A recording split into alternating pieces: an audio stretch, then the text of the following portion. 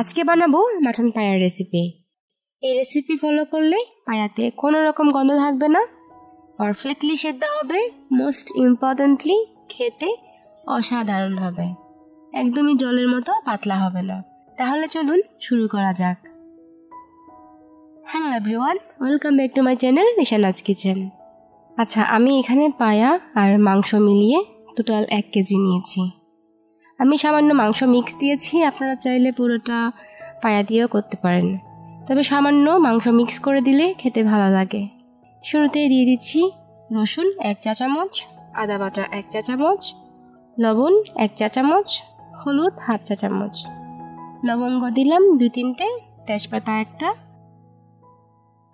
আর white pepper black pepper 1/2 teaspoon করে, এলাচ দিয়েছি 3টে, কাশ্মীরি মরিচ দিলাম 1 চা চামচ, আর জল দিলাম 3 কাপ। মাংসটা এখন অ্যাড করলাম না, তবে কেন করছি না একটু পর বলছি।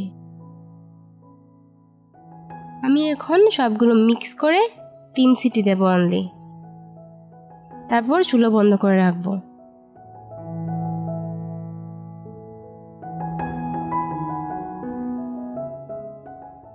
চলুন আমরা রান্নার মশলার প্রসেসটা করে নেই। প্রথমেই হলুদ দিচ্ছি 1/2 চা চামচ, মরিচ 1 চা চামচ, কাশ্মীরি মরিচ দিলাম 1 চা চামচ, ধনে 2 চা চামচ,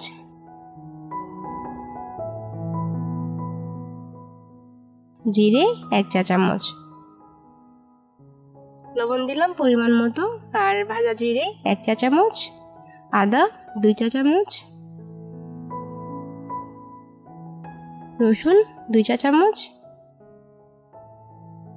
আর পেঁয়াজ বাটা দেব 1 কাপ। পেঁয়াজ বাটা দিলে ঝোলটা ঘন হবে আর খেতেও ভালো লাগবে। আর তেল দিয়ে দিচ্ছি 1/4 কাপ। সবকিছু আমি এখন ভালোভাবে মিক্স করে নিচ্ছি। আচ্ছা দাঁড়ান, একসাথে গরম মশলাটাও অ্যাড করে দেয়, আর রংটা একটু ফ্যাকাশে মনে হচ্ছে, একটু কাশ্মীরি মরিচটা দিয়ে দিলাম, 1/2 টেবিল স্পুন গরম মশলা আর 1/2 টেবিল স্পুন কাশ্মীরি মরিচের গুঁড়া দিলাম।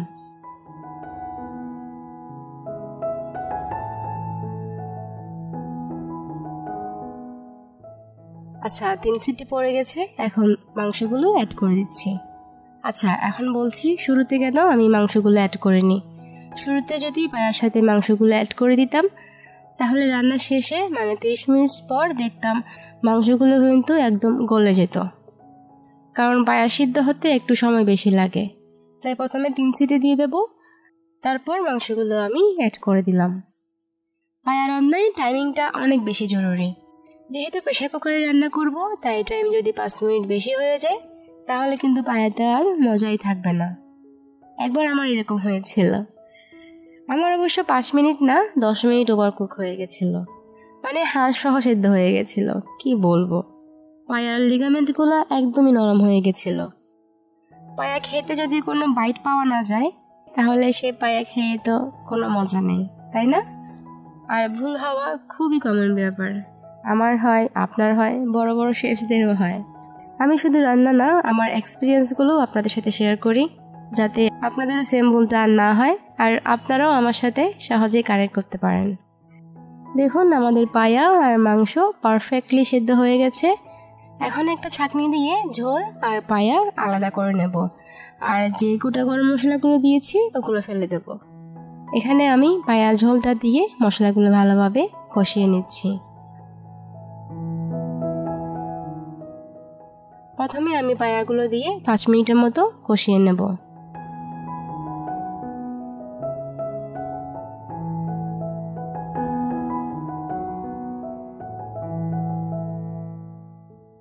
এখন দিয়ে দিচ্ছি 1/4 চা চামচ টক দই।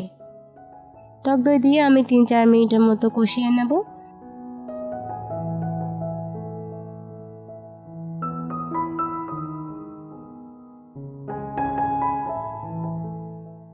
যখন দেখবেন আমাদের কষানো হয়ে গেছে, ঝোলটাও উপরে উঠে গেছে, তখন আমরা পায়ার যে ঝোলটা রাখা ছিল সেটা অ্যাড করে দেব। পায়াতে পুরো ঝোলটা দেওয়ার পর যদি আপনাদের একটু এক্সট্রা জল লাগে তাহলে কম বেশি আপনারা অ্যাডজাস্ট করতে পারেন, আর সেই সাথে লবণটাও একটু অ্যাডজাস্ট করে নেবেন। আচ্ছা, আমার জন্য ঝোলটা একদমই পারফেক্ট আছে, আমি আর কোনো এক্সট্রা ঝোল বা জল দিচ্ছি না। তবে ঝোলটাকে আরেকটু ঘন করার জন্য আমি 1.5 টেবিল স্পুন ময়দাতে অল্প জল দিয়ে গুলিয়ে নিয়েছি, আর সেটাই এই ঝোলে দিয়ে দিলাম।